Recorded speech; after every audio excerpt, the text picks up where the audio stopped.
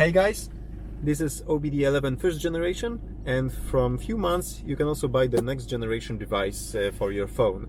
Over here I will try to guide you through few things that I think you should know before buying the next generation device. So right now we have February 2020, and right now the Pro functionality is not available for iOS.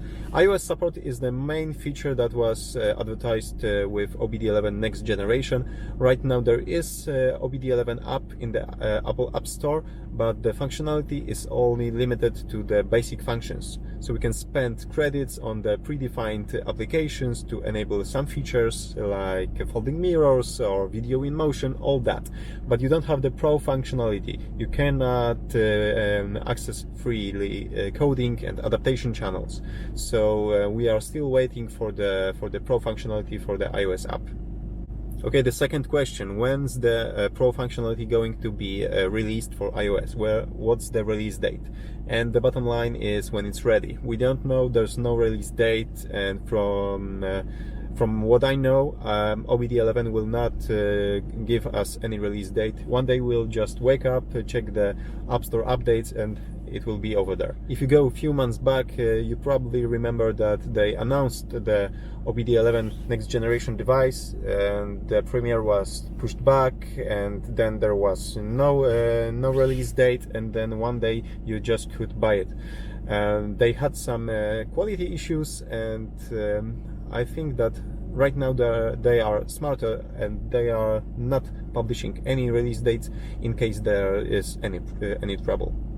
Okay, so why this old device is not working with iPhones and iPads? The thing is that this device is based on the Bluetooth 2.0, and Apple in its days had this policy, which still stands, that Bluetooth 2.0 is not secure enough to use it freely on iPhones. You can pair your headphones, your car speaker system, and few other things like Apple certified accessories, but you cannot use the Bluetooth 2.0 profiles, all the profiles freely. So there's no file transfer and so on. And this device was designed for Android mostly, exclusively. And since Android is much more open for the Bluetooth standard, you can use it with Android, and iOS cannot pair with this device. And with the next gen device, hardware inside the next generation device is Bluetooth 4.0, if I'm correct. There's BLE, the Bluetooth Low Energy Profile standard, and iPhone is much more friendly to the BLE, so there's much less restrictions on about what can you do with your iPhone and BLE Bluetooth accessories. So the bottom line is that there's a hardware limitation to this device, the old one. This is just Bluetooth 2.0, and there's no way connecting this to iPhones, and that's it. Okay, so what's the next generation device capable of that the old one cannot do? There's the BLE standard, so you can use it with iPhone. Also, the hardware over here is improved, so you should have less connection issues. If you have some wireless connection issues with the old one, the new one should fix that, and hopefully it will not introduce new issues. Also, the part that connects with the car is greatly improved, and should be able, with future software updates, should be able to connect with other brands like BMW. I believe there was an online poll on Instagram or somewhere like this, and where OBDeleven asked which car makers you want to use the device with, not only with Volkswagen, Audi, Seat and Skoda, and the BMW was one of the top choices. So they are thinking about it.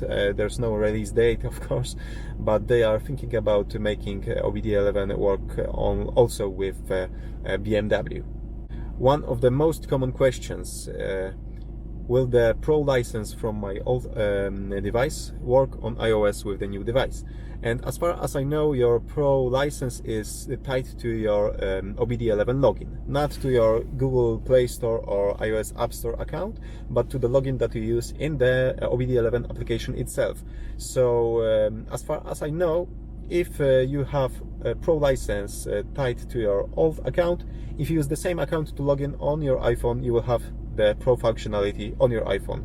Of course, when the Pro functionality is available for iPhones. And the last thing, should you switch from the old one to the new one? If you are relying on the Pro features, right now there's no reason to go to the next generation device. It will not bring you any new features, maybe some connection fixes, but you will still have to use Android phone and you will still have the same features at the moment.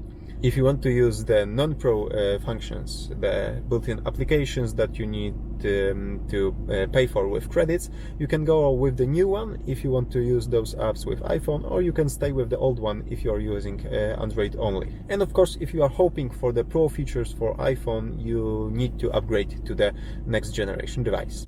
Okay, I hope that this was helpful. Once the Pro functions for iOS is released, I will make some kind of review, maybe a short tutorial for those that are new to the OBDeleven software. Let's maybe compare it to VCDS, and I will show you how this VCDS alternative works and where it's better to use OBDeleven than other diagnostic tools, and what features you will find in OBDeleven that are not available in other diagnostic software. Okay, thank you for watching. Give me thumbs up if you like this video, and see you soon.